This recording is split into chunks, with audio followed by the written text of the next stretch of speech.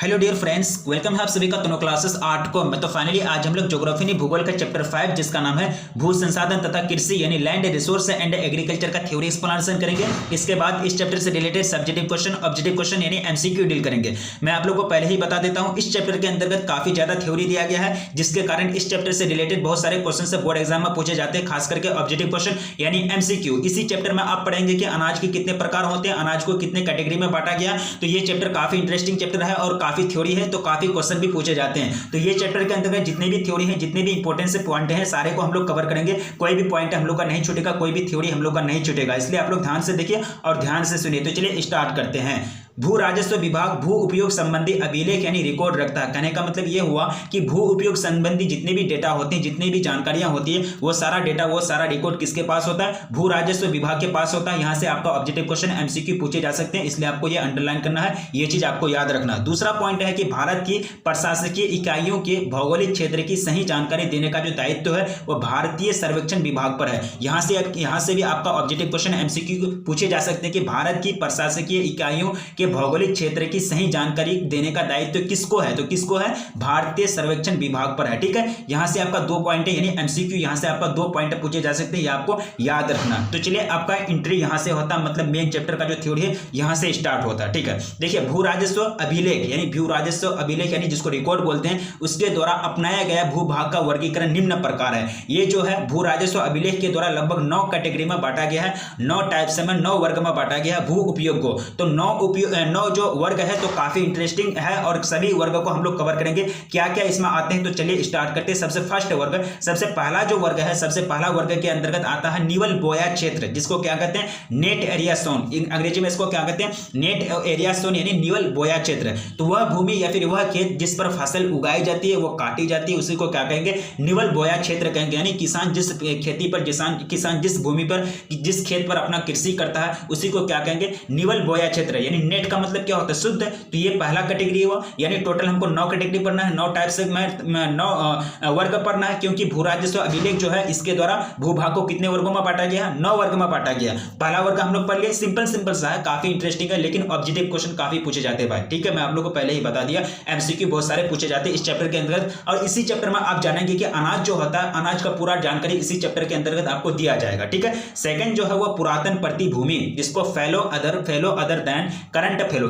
अंग्रेजी में कहते हैं। तो ये जो होता है ये भी कृषि योग्य भूमि है। ये भी क्या है? मतलब कृषि करने के लायक भूमि है, जो 1 वर्ष से अधिक परंतु 5 वर्षों से कम समय तक कृषि रहित मतलब रहता है। कृषि रहित का मतलब होता है, रहित का मतलब होता है के बिना, रहित का मतलब के बिना, मतलब कि जो 1 वर्ष या 1 वर्ष से अधिक परंतु 5 वर्ष से कम, यानी 1 वर्ष से अधिक 5 वर्ष से कम जो है इस खेत को मतलब खाली छोड़ दिया था, कोई कृषि नहीं की जाती है, कोई खेती नहीं की जाती है। कम से कम 1 वर्ष मतलब प्रति छोड़ दिया जाता है, ज्यादा से ज्यादा 5 वर्ष से भी ज्यादा मतलब इसको प्रति नहीं छोड़ा जाता है, खाली नहीं छोड़ा जाता है। इसको क्या कहते हैं? पुरातन प्रतिभूमि। मतलब इसको कम से कम 1 वर्ष या ज्यादा से ज्यादा 5 वर्ष के लिए खाली छोड़ा जाता है, उसके बाद इसमें भी खेती की जाती है, उसको क्या कहेंगे? पुरातन प्रतिभूमि। ठीक है, यानी fellow other than current fellow. अब देखिए थर्ड जो पॉइंट है, सॉरी थर्ड जो वर्ग है, यानी तीसरा जो वर्ग है, तीसरा जो कैटेगरी है वह वर्तमान प्रतिभूमि, जिसको करंट फेलो कहते हैं। ठीक है, तो वह भूमि, वर्तमान प्रतिभूमि के अंतर्गत वह भूमि जो 1 वर्ष या उससे कम समय तक कृषि रहित रहता है। रहित का मतलब क्या होता है? के बिना, मतलब कृषि नहीं की जाती है।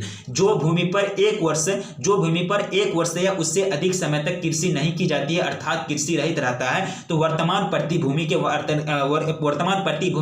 में आता है। ठीक है, वर्तमान प्रतिभूमि के वर्ग में आता है भूमि की उर्वरक क्षमता, यानी जो उर्वरक क्षमता होती है, पैदावार की जो क्षमता होती है, उर्वरक क्षमता बनाए रखने हेतु भूमि का प्रति रखना एक सांस्कृतिक चलन है। यहां आपको पूछा जाएगा कि भूमि की उर्वरता बनाए रखने के लिए, यानी भूमि की उर्वरक क्षमता को बनाए रखने के लिए भूमि को छोड़ देना, खाली छोड़ देना, कौन सी परंपरा है, कौन सा चलन है? सांस्कृतिक चलन, सामाजिक चलन या फिर वैज्ञानिक चलन? तो आपको राइट आंसर क्या लगाना है कि सांस्कृतिक चलन है। मतलब ये पहले से चलते आ रहा है कि भूमि को अगर भूमि की अगर उर्वरक क्षमता अगर वापस लाना है, अगर वो उर्वरक क्षमता उसकी कम हो रही है, तो उसको क्या दो? छोड़ दो, मतलब 2-3 साल के लिए कोई खेती मत करो, उसको ऐसे ही प्रति छोड़ दो। ठीक है, तो ये हो गया वर्तमान प्रतिभूमि। अब चौथा जो कैटेगरी है, चौथा जो वर्ग है कृषि योग्य व्यर्थ भूमि। ठीक है, कृषि योग्य व्यर्थ भूमि, इसको कहते हैं कल्चरेबल, क्या है? Culturable wasteland. ठीक है, यानी कल्चरेबल वेस्टलैंड वह भूमि जो पिछले 5 वर्ष, कितना वर्ष?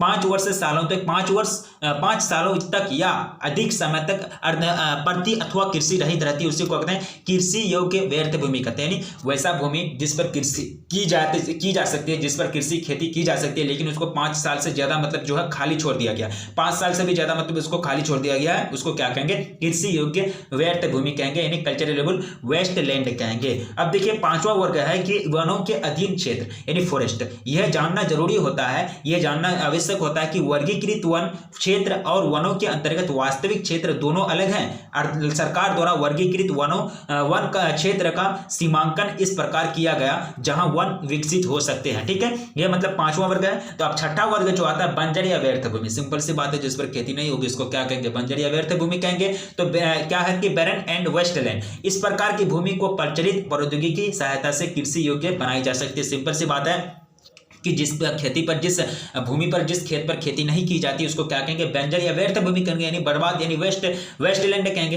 तो इस प्रकार के खेती को, इस प्रकार के खेत को, इस प्रकार के भूमि को क्या किया जा सकता है, वैज्ञानिक तरीके से यानी प्रौद्योगिकी की सहायता से, यानी टेक्नोलॉजी, प्रौद्योगिकी का अंग्रेजी में क्या कहते हैं, इसको टेक्नोलॉजी कहते हैं। तो टेक्नोलॉजी की सहायता से, यानी टेक्नोलॉजी की मदद से कृषि योग्य बनाई जा सकती है, उसी को क्या कहते हैं, बंजर या फिर व्यर्थ भूमि कहते हैं। बंजर या व्यर्थ भूमि, ये वो है कर दिया या होगा। ठीक है, जैसे कि मरुस्थल हो गया, राजस्थान में मरुस्थलीय क्षेत्र जो होगा क्या है, बंजर भूमि है। व्यर्थ भूमि है, उसमें कोई खेती नहीं होती है। बंजर पहाड़ी भूभाग आदि ये सब क्या है, बंजर व व्यर्थ भूमि है। अब देखिए सातवां जो है, सातवां कैटेगरी के अंतर्गत वह भूमि को रखा गया है जिसको गैर कृषि कार्यों में प्रयुक्त भूमि। ठीक है, land put to non agriculture use. ठीक है, land put to non agriculture uses. तो ये जो है इस संवर्ग में ग्रामीण व शहरी अवसंरचना, सड़कें, नहरें, उद्योगों, दुकानों आदि के हेतु भू उपयोग सम्मिलित है। द्वितीयक और तृतीयक क्रियाकलापों में वृद्धि से इस प्रकार की भूमि का वृद्धि होती है। देखिए यहाँ आपका ऑब्जेक्टिव पॉइंट आ गया, यहाँ आपको ऑब्जेक्टिव पॉइंट किसी भी हाल में नहीं भूलना है मेरे दोस्त। यहाँ से आपको याद रखना है कि द्वितीय और तृतीय यानी सेकेंडरी और टर्सरी, ये सेकेंडरी प्राइमरी और सेकेंडरी वर्ग आप पढ़े हैं, पूरा तरह से आपको बताया गया। या इसमें अर्थव्यवस्था में आप तो पढ़े हैं, अर्थव्यवस्था में भी आपको पढ़ाया गया था। तो ये जो है द्वितीय और तृतीय क्रियाकलापों में वृद्धि के कारण इस प्रकार की भूमि में क्या होती है, वृद्धि होती है। गैर कृषि कार्यों में प्रयुक्त भूमि, जैसे कि गैर कृषि कार्य में प्रयुक्त भूमि मार्केट का भूमि हो गया, बाजार का भूमि हो गया, कोई अगर उद्योग बैठा हुआ, कोई फैक्ट्री बैठा हुआ तो वो मतलब भूमि हो गया। मतलब कृषि के बिना जो भी भूमि अदर काम में लगा हुआ है, जो भी खेत मतलब अलग काम में प्रयुक्त है, उसको क्या कहेंगे, गैर कृषि कार्यों में प्रयुक्त भूमि। ठीक है, अब देखिए आठवां है अस्थायी चारागाह क्षेत्र, परमानेंट पेस्टूरेट। ये जो होता है इस प्रकार की ज्यादातर भूमि ग्राम पंचायत या सरकार का स्वामित्व होता है। ये आपको पूछा जाएंगे कि इसमें जो होता है अस्थायी चारागाह क्षेत्र में इस प्रकार की अधिकतर भूमि पर क्या होता है कि ग्राम पंचायत या फिर सरकार का स्वामित्व होता है, यानी सरकार या फिर ग्राम पंचायत के अंतर्गत ये भूमि रहता है, उसी का मतलब कंट्रोल रहता है, उसी का मतलब अंडर में रहता है, उसी के हाथ में रहता है। ठीक है, ये हो गया आपका अस्थायी चारागाह भूमि। ग्राम पंचायत के स्वामित्व वाली भूमि को साझा संपत्ति संसाधन भी कहते हैं। क्या कहते हैं, साझा संपत्ति संसाधन कहते हैं। क्यों भाई, क्योंकि पूरा ग्रामीण लोग, पूरा ग्राम के लोग इस संपत्ति का, इस संसाधन का, इस भूमि का क्या करते हैं, मिलजुल करके मतलब साझा के रूप में इस्तेमाल करते हैं, जिसके कारण इसको क्या कहते हैं, साझा संपत्ति संसाधन भी कहते हैं। ग्राम पंचायत के स्वामित्व वाली भूमि को साझा संपत्ति संसाधन कहते हैं। अब लास्ट कैटेगरी आपका विविध तरु फसलों व उपवनों के अंतर्गत क्षेत्र, area under miscellaneous tree crops and crops. तो इस वर्ग में, यानी इस वर्ग में वह भूमि रखे गए हैं जिस पर फलदार वृक्ष तथा उद्यान है। तो इस प्रकार की भूमि अधिकतर व्यक्तियों के निजी स्वामित्व, यहां से आपको ऑब्जेक्टिव क्वेश्चन पूछा जा सकता है कि इस प्रकार की भूमि जो है अधिकतर व्यक्तियों के निजी स्वामित्व, यह भूमि बोए गए निवल क्षेत्र से में सम्मिलित नहीं है। यह भी आपका इंपॉर्टेंट पॉइंट है कि यह जो भूमि है यह बोए गए निवल क्षेत्र में सम्मिलित नहीं है। विविध तरु फसलों व उपवनों के अंतर्गत इस वर्ग की भूमि में, इस वर्ग में वह भूमि रखे गए जिस पर फलदार वृक्ष यानी उद्यान है, यानी बागीचा हो गया, वाटिका हो गया, आम का पेड़ हो गया, कटहल का पेड़ हो गया, ये सब जो वाटिका होता है, ये सब जो सेब का मतलब बागान हो गया, ये सब जो भूमि है, इसमें जो भूमि यूज किए जाते हैं वो भूमि इसी के अंदर रखा गया है, विविध तरु फसलों व उपवनों के अंतर्गत क्षेत्र। ठीक है, तो आपका 9 कैटेगरी है, 9 कैटेगरी हम लोग समझ लिए, टोटल इंपोर्टेंट है सारा, टोटल काफी इंपोर्टेंट है। और ये यहाँ किसके आधार पर, यानी भू राजस्व अभिलेख के आधार पर, भू राजस्व रिकॉर्ड के द्वारा अपनाया गया भूभाग का वर्गीकरण इसी प्रकार है। टोटल 9 प्रकार हम लोग पढ़ लिए। अब देखिए सेकंड में हम लोग पढ़ेंगे। सेकंड काफी इंपोर्टेंट है। सेकंड जो पॉइंट है आपका, भू उपयोग को प्रभावित करने वाले अर्थव्यवस्था के 3 परिवर्तन। कितना परिवर्तन है, 3 परिवर्तन। तीनों परिवर्तन को हम लोग समझेंगे। देखिए अर्थव्यवस्था के 3 परिवर्तन। तो अर्थव्यवस्था का आकार, देखिए अर्थव्यवस्था का आकार जो होता है, जनसंख्या का आकार बढ़ने से अर्थव्यवस्था में सेक्टरों में बढ़ोतरी होती है, जिस कारण भूमि पर दबाव पड़ता है। सही बात है, जनसंख्या अगर बढ़ेगा तो क्या होगा कि अर्थव्यवस्था में सेक्टर जो है, प्राइमरी सेक्टर, प्राथमिक क्रियाकलाप, द्वितीय क्रियाकलाप यानी फिर सेकेंडरी सेक्टर, इसमें क्या होता है कि इसमें बढ़ोतरी होती है, मतलब वो भी फैलने लगता है। जब वो भी फैलने लगेगा, ज्यादा मार्केट बनेगा, ज्यादा मतलब काम होगा, ज्यादा क्रियाकलाप होगा, आर्थिक क्रियाकलाप, तो ज्यादा भूमि का इस्तेमाल होगा और भी मतलब आदमी फैलते जाएंगे तो ये मतलब क्या कर रहा है कि जिस कारण भूमि पर दबाव बढ़ जाता है, क्या हो जाता है, प्रेशर बढ़ जाता है, क्या होने से, मतलब जनसंख्या बढ़ने से। ठीक है, अब जो सेकंड जो कारक है, सेकंड जो परिवर्तन है, समय के साथ अर्थव्यवस्था की संरचना में परिवर्तन। सही बात है, समय के साथ साथ अर्थव्यवस्था की संरचना में परिवर्तन आती है। कभी अर्थव्यवस्था डाउन हो जाता है, कभी ज्यादा हो जाता है, कभी गरीबी की हालत आ जाती है, कभी अमीरी की हालत आ जाती है, जैसे कि आर्थिक मंदी आया था दुनिया में। ठीक है, उसके बाद है कि देखिए द्वितीयक और तृतीयक के सेक्टरों में प्राथमिक सेक्टर की अपेक्षा अधिक तीव्रता से वृद्धि होती है। ये देखिए प्राथमिक यानी द्वितीयक सेक्टर और तृतीयक सेक्टर में जो होता है प्राथमिक सेक्टर की अपेक्षा, किसकी अपेक्षा, प्राथमिक सेक्टर की अपेक्षा तीव्रता से वृद्धि होती है, मतलब ज्यादा, मतलब स्पीड से मतलब बढ़ोतरी होती है। इस प्रक्रिया में धीरे धीरे कृषि भूमि गैर कृषि भूमि संबंधित प्रकारों में प्रयुक्त यानी बिजी होते हैं। ठीक है, होती है। अब देखिए तीसरा जो कारण है, तीसरा कारण है कि तीसरा यद्यपि बदलते समय के साथ कृषि क्रियाकलापों का अर्थव्यवस्था में योगदान कम होता जाता है, परंतु कृषि क्रियाकलापों का दबाव भूमि पर कम नहीं होता। ठीक है, ये तीन कारण है भू उपयोग को प्रभावित करने वाले अर्थव्यवस्था के, तीनों कारण को आपको याद रखना। तीसरा कारण क्या है कि बदलते समय के साथ, यानी बदलते समय चेंज हो रहा है तो कृषि क्रियाकलापों का, यानी जो कृषि क्रियाकलाप है, जो खेती बाड़ी होती है, तो उसका अर्थव्यवस्था में योगदान कम हो रहा है। मतलब कहने का मतलब ये कि कृषि क्षेत्र में जो काम किए जाते हैं, जो किसान लोग काम करते हैं, तो वो मतलब बदलते समय के साथ उसके पास इतना मतलब योगदान नहीं होता, इतना पैसा नहीं कमा पाता, मतलब जितना वो लोग मेहनत करता है तो उतना पैसा मतलब अर्जित नहीं कर पाता, जिसके कारण वो अर्थव्यवस्था में ज्यादा मतलब लोग को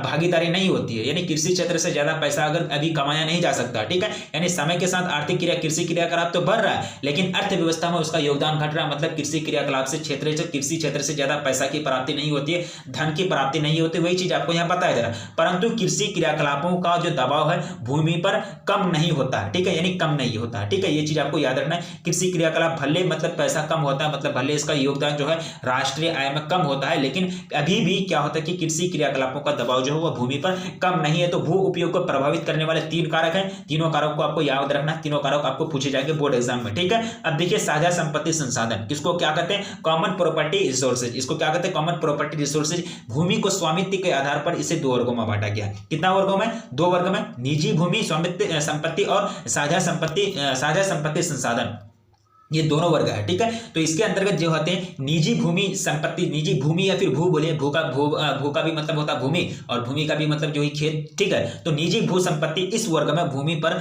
व्यक्तियों की निजी स्वामित्व होता है, मतलब प्राइवेट होता है, जैसे कि प्राइवेट जमीन है बहुत सारे लोगों का, वो मतलब खेती करते हैं, उस पर कोई सरकार का अधिकार नहीं होता। उसके बाद होता है साझा संपत्ति संसाधन, इसमें क्या होता है कि कॉमन प्रॉपर्टी रिसोर्सेज। साझा संपत्ति संसाधन, देखिए साझा संपत्ति संसाधन जो होता है इसमें भू सामुदायिक, यानी इसमें भूमि सामुदायिक उपयोग हेतु राज्यों के स्वामित्व में होती है। यह भूमि चारागाह हो गया, घरेलू उपयोग हेतु ईंधन, लकड़ी, फल, रेशेदार आदि फल उपलब्ध कराती है। महिलाओं के लिए इस प्रकार की भूमि का अधिक महत्व है, क्योंकि ईंधन, लकड़ी एकत्रीकरण यानी इकट्ठा करने का जो जिम्मेदारी होती है वो महिलाओं की ही होती है, यानी ईंधन जमा करने का जो जिम्मेदारी होती है, जो काम होती है वो महिलाओं को होती है, जिसके कारण यह भूमि जो होता है साझा संपत्ति भूमि उसके लिए मतलब काफी लाभदायक होता है। कौन सा होता है साझा संपत्ति भूमि, हो गया लकड़ी हो गया, मतलब जंगल हो गया, जंगली क्षेत्र हो गया, वन हो गया, उसके बाद चारागाह हो गया, ये सब क्या है साझा संपत्ति भूमि है। ठीक है, निजी भू संपत्ति और साझा संपत्ति संसाधन, ये दोनों चीज आपको याद रखना। भू स्वामित्व को, भूमि को स्वामित्व के आधार पर दो वर्गों में बांटा गया। पहला वर्ग हम लोग पढ़ लिए निजी भू संपत्ति, दूसरा वर्ग साझा भू संपत्ति संसाधन। ठीक है, अब देखिए आगे हमको बताया जा रहा कि भारत में कृषि भू उपयोग, यानी भारत में कृषि भू उपयोग, कृषि उत्पादन में भूमि का योगदान दूसरे सेक्टरों में भूमि का योगदान से अत्यधिक है, तथा भूमि की गुणवत्ता कृषि उत्पादकता को प्रभावित करती है। ठीक है, यहाँ क्या कह रहा है कि कृषि उत्पादन में भूमि का जो योगदान है दूसरे सेक्टरों में भूमि के योगदान से अधिक है। यानी ये क्या होता है कि और भूमि की गुणवत्ता जो कृषि उत्पादकता से प्रभावित होती है, भूमि की गुणवत्ता किससे प्रभावित होती है, कृषि उत्पादकता से प्रभावित होती है। ज्यादा अगर केमिकल का यूज करेंगे तो भूमि का गुणवत्ता घटेगा, ज्यादा अगर केमिकल का यूज नहीं करेंगे तो भूमि का गुणवत्ता जो हुआ बनाए रहेगा, बहुत ज्यादा डैमेज नहीं होगा। तो वही चीज आपको बताया जा रहा। भारत में निवल बोए गए क्षेत्र आपको पहले ही बताया गया, 9 कैटेगरी हम लोग पढ़े, यानी भू राजस्व विभाग जो है भू राजस्व रिकॉर्ड के अनुसार भू उपयोग को कितना, भू उपयोग के अनुसार भूमि को 9 वर्गों में बांटा गया। तो आपको पहला पहला वर्ग में बताया गया था कि न्यूनल बोए गए क्षेत्र, तो इसमें जो खेती की जाती है वह सब क्या हो गया, जो क्षेत्र पर खेती की जाती है उसको क्या कहेंगे, न्यूनल बोए गए खेत या फिर क्षेत्र कहते हैं। तो भारत में न्यूनल बोए गए क्षेत्र में बढ़ोतरी संभावना सीमित है, लिमिटेड है। जमीन तो सीमिटेड है ना भाई, ज्यादा मतलब किसान अगर चाहेगा कि हम खेती को बढ़ाएंगे तो जमीन होगा तभी, तो जमीन तो लिमिटेड में, जमीन का तो पैदा नहीं होता, वो मतलब आकार तो दिन ब दिन बढ़ते नहीं जाता, ये तो लिमिटेड में, सही बात है। उसके बाद है कि अतः भूमि बचत प्रौद्योगिकी विकसित करना बहुत जरूरी है, यानी आज बहुत जरूरी है, क्योंकि प्रौद्योगिकी की मदद से प्रति इकाई भूमि में फसल विशेष की उत्पादकता बढ़ाया जा सकता है। यानी टेक्नोलॉजी के माध्यम से अब तो भूमि कम है, ठीक है, आपके पास तो भूमि कम है, आप क्या करेंगे, 1 एकड़ भूमि है किसी के पास, किसी किसान के पास, अब वो क्या करेगा, उसके पास ज्यादा भूमि नहीं है, तो वो क्या करेगा कि ज्यादा से ज्यादा टेक्नोलॉजी का इस्तेमाल करेगा, प्रौद्योगिकी का इस्तेमाल करेगा, ज्यादा से ज्यादा उर्वरक यानी रासायनिक खाद का इस्तेमाल करेगा और अपना उत्पादकता को बढ़ाएगा। यानी जमीन कम है लेकिन अब वो क्या करना सोचेगा, क्या करने के लिए सोचेगा, उत्पादकता को, यानी फसल को ज्यादा से ज्यादा उत्पादन करने के लिए वो सोचेगा, ठीक है। यानी फसल विशेष करके उत्पादकता बढ़ाया जाए तथा एक वर्ष में गहन भू उपयोग से सभी फसलों का उत्पादन बढ़ाया जा सकता है, ठीक है। यानी पंजाब में क्या हो रहा है, अभी ज्यादा से ज्यादा खाद का इस्तेमाल हो रहा है, ज्यादा से ज्यादा मतलब जो होता है सिंचाई की जाती है, तभी मतलब कम भूमि में ही इतना मतलब ये कर लेता है, उपजाऊ कर लेता है वो लोग, ठीक है। ये हो गया। आगे हम पढ़ेंगे कि कृषि के प्रकार। देखिए कृषि के प्रकार जो है ये आपको पढ़ाया गया था, कृषि के प्रकार बुक 1 में भी आप पढ़े हैं। कृषि के प्रकार सहकारी कृषि, उसके बाद होता है कृषि चावल रहित कृषि, चावल सहित कृषि, उसके बाद गहनता कृषि, सारा चीज आपको पढ़ाया गया है। उसके बाद सहकारी कृषि, बहुत सारा चीज आपको पढ़ाया गया था बुक 1 में, ठीक है। यहाँ देखिए कृषि के प्रकार, आर्द्रता के प्रमुख उपलब्ध स्रोत के आधार पर कृषि 2 वर्गों में विभक्त किया गया है, बांटा गया है। मतलब आर्द्रता के अनुसार, मतलब नमी के अनुसार कृषि को 2 वर्गों में बांटा गया है। पहला वर्ग है आपका सिंचित कृषि, दूसरा है वर्षा निर्भर या बरानी कृषि। वह कृषि जो वर्षा पर निर्भर करेगा उसको वर्षा निर्भर कृषि कहेंगे। वह कृषि जो सिंचाई करके की जाती है उसको क्या कहेंगे, सिंचित कृषि कहेंगे। सिंपल सा टॉपिक है, कोई टफ टॉपिक नहीं है। देखिए इसमें जो होता है, इसमें रक्षित, यानी इसमें रक्षित सिंचाई कृषि और उत्पादक सिंचाई कृषि आती है। क्या आते हैं इसमें, रक्षित कृषि सिंचाई और उत्पादक सिंचाई कृषि आते हैं। और सुरक्षित सिंचाई का मुख्य उद्देश्य आर्द्रता की कमी के कारण फसलों को नष्ट होने से बचाना। रक्षित सिंचाई का मतलब क्या होता है, रक्षित सिंचाई की इसका मुख्य उद्देश्य क्या होता है कि आर्द्रता की कमी के कारण, मतलब वर्षा की कमी के कारण फसलों को ज्यादा कमी, मतलब पानी की कमी के कारण फसलों को नष्ट होने से बचाना। तथा उत्पादन सिंचाई, यानी उत्पादक सिंचाई का मुख्य उद्देश्य यह होता है कि फसलों को पर्याप्त मात्रा में पानी उपलब्ध कराकर अधिकतम उत्पादकता बढ़ाना। क्या होता है, 2 चीज है इसमें। सिंचित कृषि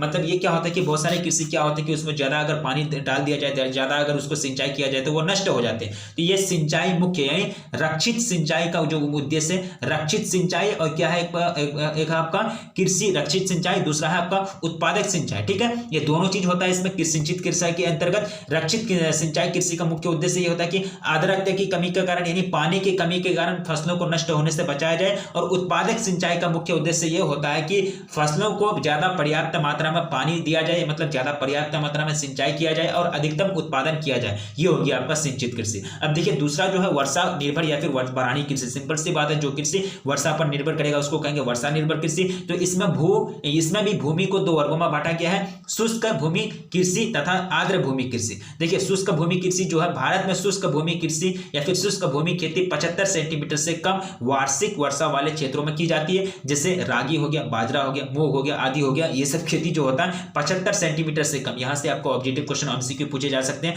यहां आपको याद रखना है कि भारत में शुष्क भूमि खेती जो होता है 75 सेंटीमीटर से कम वार्षिक वर्षा वाले क्षेत्रों में की जाती है, जैसे कि रागी हो गया, बाजरा हो गया, उसके बाद चना हो गया। अब दूसरा जो है आर्द्र कृषि क्षेत्रों में वर्षा कृषि, वर्षा ऋतु के अंतर्गत वर्षा जल पौधों की जरूरत से अधिक होता है तथा इन क्षेत्रों में चावल, जूट आदि की खेती की जाती है, ठीक है। यहां आपको याद रखना कि ये इसमें भी 2 चीज आते हैं। इसमें भी हम लोग 2 कैटेगरी पढ़े। पहला कैटेगरी जो है शुष्क भूमि क्षेत्र, शुष्क भूमि कृषि, दूसरा कैटेगरी आर्द्र भूमि कृषि। तो आर्द्र भूमि कृषि के अंतर्गत क्या होता है कि आर्द्र कृषि क्षेत्रों में वर्षा इस ऋतु के अंतर्गत वर्षा जल पौधों की जरूरत से अधिक होता है, ठीक है, जरूरत से मतलब अधिक होता है तथा इन क्षेत्रों में चावल, जूट आदि की खेती की जाती है, ठीक है। यह है आपका आर्द्र कृषि क्षेत्र। मतलब आर्द्र कृषि क्षेत्र में ज्यादा से ज्यादा, हद से ज्यादा मतलब पानी वहां पाया जाता है, जिसके कारण चावल की खेती, रोपण कृषि की जाती है। उसके बाद जो बोलते हैं कि जूट की खेती की जाती है, ठीक है। यानी दो चीज है आपका, यानी किसके आधार पर, आर्द्रता के आधार पर, सिंचित और वर्षा निर्भर। तो सिंचित में भी दो चीज आते हैं, रक्षित सिंचाई और ये कहता है उत्पादक सिंचाई, और वर्षा निर्भर पर भी दो क्षेत्र आते हैं, शुष्क और भूमि कृषि और आर्द्र भूमि कृषि, ठीक है। दोनों चीज आ गए। अब आगे पढ़ेंगे। आगे हमको बताया जा रहा है कि भारत में फसल ऋतु है। देखिए भारत में फसल ऋतु, देखिए उत्तरी भारत की बात करें कि उत्तरी भारत यानी उत्तर भारत के उत्तरी तथा आंतरिक भागों में 3 प्रमुख फसल होते हैं। यहां से आपका टर्न लेता है थोड़ा सा स्पेशल की और, मतलब स्पेशल थ्योरी की और थोड़ा सा टर्न होते हैं हम लोग, ठीक है। यहां से आपको ऑब्जेक्टिव क्वेश्चन पूछे जाते हैं, खरीफ फसल क्या होता है, जायद फसल किसको कहते हैं, और उसके बाद ग्रीष्म फसल क्या होता है, ये सारा चीज आपको बोर्ड एग्जाम में पूछे जाते हैं। देखिए भारत में जो होता है यानी उत्तरी तथा आंतरिक भागों में 3 प्रमुख फसल की जाती है। कौन कौन से फसल की जाती है? जायद फसल यानी जायद कृषि ऋतु भी कहते हैं इसको, जायद फसल यानी जायद कृषि ऋतु। यह एक अल्पकालिक ग्रीष्मकालीन फसल ऋतु है जिसकी अवधि अप्रैल से जून तक होती है, यानी अप्रैल को बोया जाता है, उसके बाद जून तक इसको काट लिया जाता है। इस ऋतु में तरबूज हो गया, खीरा हो गया, सब्जियां तथा चारे की फसलों की खेती की जाती है, कृषि सिंचित भूमि पर की जाती है, ठीक है। ये होगी आपका जायद फसलें, यानी जो कृषि यानी जायद कृषि ऋतु, ये जो होता है जायद कृषि ऋतु में जायद फसलें उगाई जाती है। तो ये मतलब ग्रीष्मकालीन यानी गर्मी के मौसम में ये फसल को उगाया जाता है। जैसे कि तरबूज, अब तरबूज जो है गर्मी के मौसम में खाया जाता है, कि ठंडी के मौसम में, यह तो आप भी दिमाग लगा सकते हैं। तरबूज हो गया, खीरा हो गया, सब्जियां हो गया, चारे की फसल हो गया, ये सब क्या है? जायद फसल की खेती है। तो ये ग्रीष्मकालीन में क्या किया जाता है? उगाया जाता है जायद फसल। कब लगाया जाता है इसको? अप्रैल में, और जून तक ये चलता है, अप्रैल से जून तक चलता है, जिसकी अवधि क्या होती है? अप्रैल से जून तक। उत्तरी भारत, देखिए यहां से उत्तरी भारत राज्य में जायद की फसलें, फल हो गया, सब्जियां हो गया, वनस्पति तथा चारा हो गया। दक्षिणी राज्य में जायद फसल, जायद कृषि ऋतु के अंतर्गत आने वाली फसलें चावल, सब्जियां, चारा है। यहाँ देखिए, यहाँ उत्तरी भारत में यही जायद फसल के अंतर्गत कौन चीज की खेती होती है? फल, यानी फल हो गया, सब्जियां हो गया, वनस्पति और चारा हो गया। यही मतलब दक्षिणी भारत में जायद फसल के अंतर्गत क्या होती है? कौन सी कृषि होती है? इस कृषि के अंतर्गत आने वाली फसल जो चावल हो गया, सब्जियां और चारा हो गया, ठीक है। ये चीज आपको याद रखना, ठीक है। जायद फसल हम लोग पढ़ लिए, यानी भारत और उत्तरी भारत तथा आंतरिक भारत में फसलों को कितना वर्गों में? ऋतु के आधार पर प्रमुख फसल ऋतु है, ये 3 प्रकार की होती है। अब देखिए तीसरा जो फसल है खरीफ फसलें, यानी खरीफ कृषि ऋतु कहते हैं इसको, क्या कहते हैं? खरीफ कृषि ऋतु भी कहते हैं इसको, यानी खरीफ फसलें। इसकी अवधि जो होती है जून माह से सितंबर माह तक होती है। किसकी, कहां से कहां तक? जून माह से सितंबर माह तक होती है। यह फसलें अधिकतर दक्षिण पश्चिम मानसून के साथ बोई जाती है, यानी दक्षिण पश्चिम जो मानसून आता है उसी के साथ साथ यह फसल को बोई जाती है, खरीफ फसल, ठीक है। तो खरीफ फसल के अंतर्गत कौन कौन से चीज उगाई जाती है, कौन कौन से खेती की जाती है? देखिए उत्तरी भारत में जो होता है अलग, यानी उत्तरी भारत और दक्षिणी भारत। देखिए उत्तरी भारत यानी उत्तरी भारत के राज्यों में खरीफ फसल के अंतर्गत चावल, कपास, मक्का, बाजरा, ज्वार तथा अरहर की खेती की जाती है, जिसको अरहर को तूड़ी भी बोलते हैं। क्या बोलते हैं? तूड़ी भी बोलते हैं। और दक्षिणी भारत में यानी भारत के दक्षिणी राज्य में खरीफ फसल के अंतर्गत चावल, मक्का, मूंगफली, ज्वार तथा रागी आते हैं, ठीक है। देखिए फसल तो एक ही है, फसल जो है खरीफी फसल है, लेकिन यही फसल के अंदर दक्षिणी और उत्तरी राज्य में अलग अलग फसल की जाती है। यहाँ आपका मक्का आ गया, लेकिन यहाँ देखिए बाजरा, ज्वार, उसके बाद रागी, यहाँ भी आपका मक्का है, यहाँ मक्का, उसके बाद बाजरा, ज्वार तथा अरहर है, ठीक है। अरहर है, यहाँ देखिए तूर है, अरहर यानी तूर है, लेकिन यहाँ नहीं है दक्षिणी भारत में। जो डिफरेंस आपको याद रखना है, ये चीज आपको याद रखना। अब देखिए थर्ड पॉइंट है रबी फसलें, जिसको क्या कहते हैं? रबी फसलें, यानी रबी कृषि ऋतु भी कहते हैं इसको। तो ये जो होता है रबी की कृषि रबी की ऋतु अक्टूबर जो होती है, रबी की ऋतु अक्टूबर नवंबर में शरद ऋतु से आरंभ होती है। रबी कृषि सिंपल सी बात है, जो सर्दी के मौसम में, जो एक तरह से ठंडी के मौसम में जो कृषि की जाती है उसको कहते हैं रबी कृषि। तो जैसे कि ये जो अवधि होती है आरंभ कब होती है? मार्च से अप्रैल, मार्च अप्रैल में समाप्त हो जाती है। कब से कहां तक? अक्टूबर नवंबर को स्टार्ट होता है। मतलब इसकी बुआई जो होती है, इसको जो बोया जाता है अक्टूबर नवंबर को इसको बोया जाता है। उसकी जो कटाई होती है कब होती है? मार्च से अप्रैल तक ये कटाई होती है, मतलब समाप्त हो जाता है। तो रबी फसल के अंतर्गत उत्तरी भारत में, रबी फसल के अंतर्गत उत्तरी भारत में गेहूं, चना, तरोई, उसके बाद जौ तथा सरसों की फसल होती है। और दक्षिणी भारत में क्या होती है? गेहूं के रबी फसल के अंतर्गत चावल होती है और मक्का और मूंगफली होती है। देखिए आपको कंफ्यूजन नहीं होना है, यह रबी फसल के अंतर्गत दक्षिणी राज्य में क्या होता है कि चावल की खेती होती है। यहां भी देखिए दक्षिणी के राज्य के अंतर्गत जो होता है खरीफ फसल के अंतर्गत चावल की खेती होती है, ठीक है। यह भी क्या होता है कि यह आपको याद रखना है। और उत्तरी भारत में भी खरीफ फसल के अंतर्गत चावल की खेती होती है, तो आपको याद रखना है, यह आपको कंफ्यूजन नहीं होना है। है। अब देखिए खाद्यान्न, काफी इंटरेस्टिंग चैप्टर आपका खाद्यान्न। अब आपके यहाँ का खाद्यान्न के अंतर्गत हम लोग पढ़ेंगे, अनाज के बारे में पढ़ेंगे, गेहूं के बारे में पढ़ेंगे, चावल के बारे में पढ़ेंगे, काफी इंटरेस्टिंग है, ध्यान से देखिए खाद्यान्न फसल, देश यानी भारत के समस्त बोए क्षेत्र 2/3 बोए क्षेत्र के 2/3 भाग पर खाद्यान्न फसल की उगाई जाती है। यानी 2/3 क्षेत्र पर यहाँ से आपको ऑब्जेक्टिव क्वेश्चन एमसीक्यू पूछे जा सकते हैं कि कितने क्षेत्र पर खाद्यान्न फसल उगाई जाती है भारत में। तो भारत के समस्त बोए क्षेत्र के 2/3 भागों पर खाद्यान्न फसल उगाई जाती है। यहाँ से आपका ऑब्जेक्टिव क्वेश्चन एमसीक्यू बन सकता है, इसलिए आपको ये पॉइंट को याद रखना है। अब देखिए अनाज की संरचना के आधार पर खाद्यान्न को अनाज दालों में वर्गीकृत जाता है। अनाज दालों में वर्गीकृत किया जाता है। अनाज देखिए, अनाज किसको कहते हैं, सेलेरी किसको कहते हैं। तो भारत में कुल बोए गए क्षेत्र के लगभग 54 यानी 54% भाग पर अनाज बोए जाते हैं तथा भारत दुनिया का लगभग 11% अनाज उत्पन्न करता है। कितना, यानी भारत जो है दुनिया का लगभग कितना प्रतिशत, 11% अनाज उत्पन्न करता है, जो अमेरिका और चीन के बाद विश्व का तीसरा बड़ा अनाज उत्पादक देश है। ठीक है, यानी अमेरिका और चीन के बाद विश्व का तीसरा बड़ा अनाज उत्पादक देश है। ये चीज आपको यहाँ याद रखना। यहाँ से आपको ऑब्जेक्टिव क्वेश्चन एमसीक्यू पूछे जाएंगे। ठीक है, यहाँ से आपके ऑब्जेक्टिव क्वेश्चन एमसीक्यू पूछे जाएंगे कि भारत में जो है कुल बोए गए क्षेत्र पर कितने क्षेत्र पर जो है खेती की जाती है अनाज की खेती, तो 54%। और यहाँ से कि ये क्वेश्चन ये पूछे जाते हैं भारत दुनिया का कितना अनाज का उत्पन्न करता है, तो ये लगभग दुनिया का 11% अनाज उत्पन्न करता है भारत अकेला, जो अमेरिका और चीन के बाद विश्व का तीसरा स्थान में आता है। कितना स्थान में, तीसरा स्थान, यानी तीसरा बड़ा अनाज उत्पादक देश है। ये चीज आपको याद रखना, ये चीज आपको एमसीक्यू के रूप में पूछे जा सकते हैं, ऑब्जेक्टिव के रूप में। और ये सब चीज जीके है, जीके तो ऐसे ही याद होना चाहिए। जीके काफी इंटरेस्टिंग होता है, जीके याद रखने में ऐसे भी हम लोग को इंटरेस्ट होना चाहिए। सॉरी, अब आगे देखते हैं भारत में मोटे अनाज। देखिए बाजरा हो गया, मक्का हो गया, रागी हो गया, ये सब क्या मोटे अनाज है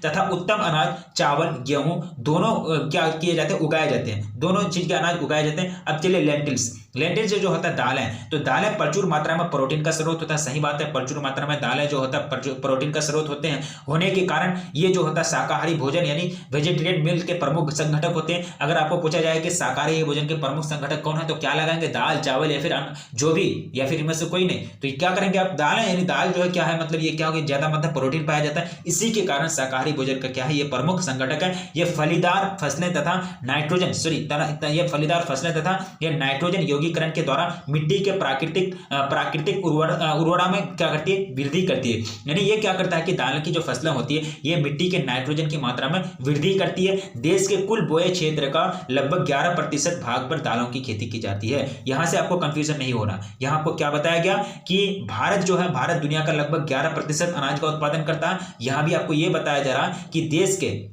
के कुल बोए गए क्षेत्र का लगभग 11% दालों की खेती की जाती है। 11% भागों पर दाल की खेती की जाती है। यहां भी आपका 11%, यहां भी आपका 11%। कहीं आप उलटफेर नहीं कर देंगे, कंफ्यूजन में दोनों चीज आपको याद रखना। ठीक है, अब देखिए आगे हम पढ़ेंगे कि देश में दालों की खेती ज्यादातर दक्कन पठार हो गया, मध्य पठारी भागों और उत्तर पश्चिम के शुष्क भागों में की जाती है। अरहर और चना भारत की प्रमुख दालें हैं। अरहर जो यहां से आपका ऑब्जेक्टिव क्वेश्चन पूछा जा सकता है। अरहर और चना भारत की क्या है, प्रमुख दाल है, प्रमुख दाल फसल है। ये दोनों चीज आपको याद रखना है अरहर और चना के बारे में। अब देखिए आगे हम पढ़ेंगे, ये हम क्या पढ़ते हैं, क्या कौन सा चीज पढ़ रहे थे, ये हम एक तरह से रबी फसल के अंतर्गत खाद्यान्न फसल के अंतर्गत पढ़ रहे थे। खाद्यान्न फसल के अंतर्गत हम लोग ये सब पढ़े। तो देखिए अब अनाज शुरू होता है। अनाज के अंतर्गत सबसे पहला चीज आएगा आपका चावल यानी राइस के बारे में। तो इसके अंतर्गत बहुत सारा डेटा है, बहुत सारा जानकारी है, तो ध्यान से देखिए और ध्यान से सुनने का प्रयास कीजिए। अनाज देखिए, अनाज के अंतर्गत सबसे पहला पॉइंट जो आपका राइस है, चावल, जिसको हम लोग डेली लाइफ में यूज करते हैं। तो इसकी लगभग 3000 से भी ज्यादा किस्में होती है। ये कितना आपको ऑब्जेक्टिव क्वेश्चन पूछा जा सकता है कि चावल जो है कितनी किस्में होती है, 3000 से ज्यादा मतलब किस्में होती है। यहाँ आपको ये चीज याद रखना है। ठीक है, काफी इंटरेस्टिंग है। इसके अंतर्गत जो भी फैक्ट है, जो भी आपका यहाँ पॉइंट है ना, सारा चीज पॉइंट जो है छट करके हम लोग नोट बनाया गया, यानी पूरा तरह से जो पॉइंट एग्जाम के लिए काफी इंटरेस्टिंग होता है और एग्जाम के लिए काफी महत्वपूर्ण होता है, वही चीज आपको यहाँ प्रोवाइड किया जा रहा है। ठीक है, तो इसकी जो है लगभग इसकी 3000 से भी ज्यादा मतलब किस्में हैं, जो अलग अलग कृषि जलवायु प्रदेशों से उगाई जाती है। यानी कृषि जलवायु प्रदेशों में क्या की जाती है, उगाई जाती है। भारत की अधिकांश जनसंख्या का प्रमुख भोजन चावल है तथा ये उष्ण आर्द्र कटिबंधीय फसल है। ठीक है, उसके बाद हमको ये कहा जा रहा है कि भारत विश्व का 21.6% चावल का उत्पादन करता है। अब देखिए बहुत बहुत ज्यादा, यानी पूरा दुनिया 21.6 100% 100% पूरा दुनिया में चावल का उत्पादन होता है, उसमें से अकेला जो है 21.6% जो चावल का उत्पादन करता है वो इंडिया ही करता है, मतलब प्यारे देश हमारे भारत ही करते हैं। ठीक है, उसके बाद कहते हैं कि चीन, यानी तथा चीन के बाद भारत विश्व का दूसरा स्थान है। सबसे ज्यादा अगर चावल का उत्पादन करता है वो चाइना करता है। अभी हाल ही का रिपोर्ट में ये पता चला था कि ये मतलब एनालिसिस किया गया कि सबसे ज्यादा अमीर देश चाइना बन चुका है। ठीक है, सबसे ज्यादा पैसा का मामले में क्या हो गया है, मतलब अमीर बन चुका है। ठीक है, यानी भारत का जो है स्थान विश्व में चावल उत्पादन में चीन के बाद दूसरा स्थान आता है। ठीक है, देश के कुल बोए गए क्षेत्र के 1/4 भाग पर चावल की खेती की जाती है। 1/4 भाग, 100 का 1/4 यानी 25% भाग जो है, पार्ट जो है उसी पर खेती की जाती है चावल की खेती, यानी 1/4 भाग पर चावल की ही खेती की जाती है। ठीक है, तो 21% चावल का उत्पादन करता है विश्व का, ये दूसरा स्थान आता है चाइना के बाद भारत। ठीक है, अब देखिए चावल की कृषि समुद्र तल से 200 मीटर तक की ऊंचाई तक की जाती है। ठीक है, यानी चावल की कृषि यहां से आपको ऑब्जेक्टिव क्वेश्चन एमसीक्यू पूछे जा सकते हैं। चावल की कृषि समुद्र तल से कितना 1000 मीटर 2000 मीटर, हाँ बिल्कुल 2000 मीटर तक की ऊंचाई तक की जाती है। आगे हम पढ़ेंगे, आगे हमको बताया जरा कि देश के प्रमुख, यानी देश के प्रमुख चावल उत्पादक राज्य पश्चिम बंगाल हो गया, उत्तर प्रदेश, पंजाब हो गया। चावल की प्रति हेक्टेयर पैदावार तमिलनाडु, पंजाब, हरियाणा, पंजाब, आंध्र प्रदेश, तेलंगाना,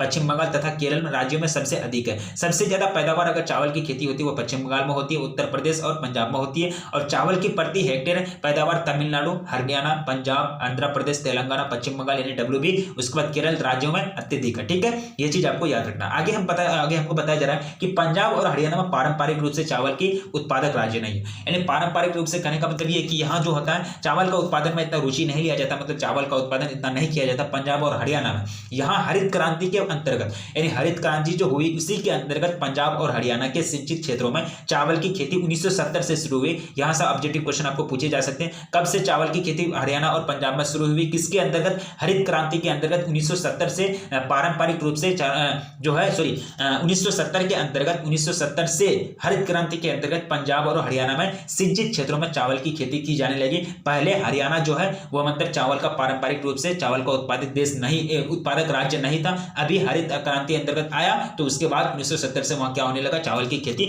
होने लगा। आगे हम पढ़ेंगे गेहूं के बारे में। ठीक है, यानी गेहूं के बारे में हमको क्या पढ़ना है, देखिए चावल के बाद भारत का दूसरा जो है प्रमुख अनाज वो गेहूं है। यानी चावल के बाद भारत का दूसरा प्रमुख अनाज क्या है, गेहूं है। इस फसल का 85% क्षेत्र जो है भारत के उत्तरी मध्य तक केंद्रित है। ये कहां तक केंद्रित है, इस फसल का जो क्षेत्र है 85% जो एरिया है भारत के उत्तरी मध्य भाग पर केंद्रित है। यह रबी होने के कारण सिंचाई सुविधा वाले क्षेत्रों में ही बोए जाते हैं। ये जो है ये रबी फसल है जिसके कारण ये सिंचाई सुविधा वाले क्षेत्र में बोए जाते हैं। कौन, गेहूं। तो भारत जो है विश्व का लगभग 12.3% अनाज का उत्पादन करता है, गेहूं का उत्पादन करता है। अकेला भारत विश्व का 12.3% गेहूं का उत्पादन करता है। कितना, 12.3%। और चावल की बात की जाए तो चावल कितना प्रतिशत, चावल की बात की जाए तो 21.6% मतलब उत्पादन करता है। ठीक है, ये चीज आपको याद रखना है। दोनों चीज आपका परसेंटेज ग्रुप में पूछा जाएंगे, बोर्ड एग्जाम में पूछे जाएंगे। ठीक है, तो गेहूं का उत्पादन करता है तथा गेहूं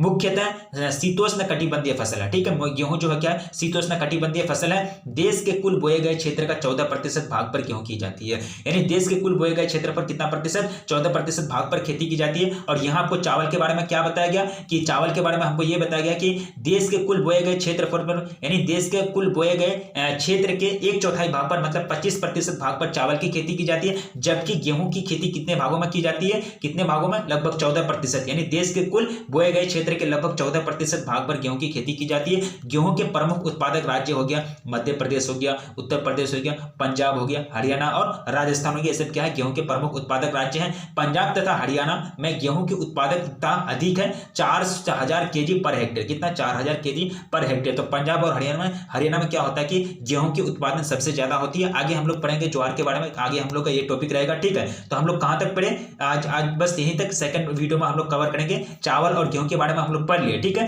वीडियो काफी लंबा बनना है तो हम लोग क्या करेंगे, सेकंड वीडियो में हम लोग बाकी जो बचा थे थ्योरी है उसको हम लोग कवर करेंगे। ठीक है, तो काफी इंटरेस्टिंग थ्योरी है, काफी इंटरेस्टिंग चैप्टर आपका चैप्टर 5, और इसके अंतर्गत जितने भी इंपॉर्टेंट से थ्योरी है सारे को हम लोग कवर करें। 9 कैटेगरी के अंतर्गत भू उपयोग को बांटा गया भू राजस्व विभाग की तरफ से, वो चीज हम लोग पढ़े। ठीक है, तो भारत के यानी ज्योग्राफी यानी भूगोल का चैप्टर 5 बुक 2 का चैप्टर 5 बुक 2 का नाम क्या है, भारत लोग और अर्थव्यवस्था, भू संसाधन तथा कृषि का हम लोग लगभग थ्योरी को कवर कर लिए हैं। जो थ्योरी बचा है उसको बाद एक वीडियो आएगा उसमें उसको हम लोग कवर कर लेंगे। अगर आप लोगों से रिक्वेस्ट है कि अगर आप लोग चैनल पर पहली बार विजिट करना तो प्लीज चैनल को सब्सक्राइब कर लें, क्योंकि चैनल पर पूरी तरह से आपको तैयारी की जाती है, पूरी मुकम्मल तरीके से। अगर आपको यकीन नहीं हो रहा तो चैनल का प्ले लिस्ट में जाइए, वहां जाकर के चेक कर सकते हैं, क्योंकि आपको बोर्ड एग्जाम में अच्छा मार्क्स लाने के लिए अच्छा मतलब जो होता है कंटेंट मिलना बहुत जरूरी होता है, अच्छा मटेरियल से मिलना बहुत जरूरी होता है, जो आपको यहाँ प्रोवाइड किया जाता है। और पिछला ईयर का क्वेश्चन पेपर जो होगा, जो क्वेश्चन बैंक का होगा, जो भी model set official model paper आएंगे ऑफिशियल वेबसाइट से, जो भी क्वेश्चंस आते हैं वो सारा चीज आपको प्रोवाइड कराया जाएगा। तब तक रखिए अपना ख्याल, मिलेंगे फिर नेक्स्ट वीडियो में, तब तक के लिए जय हिंद।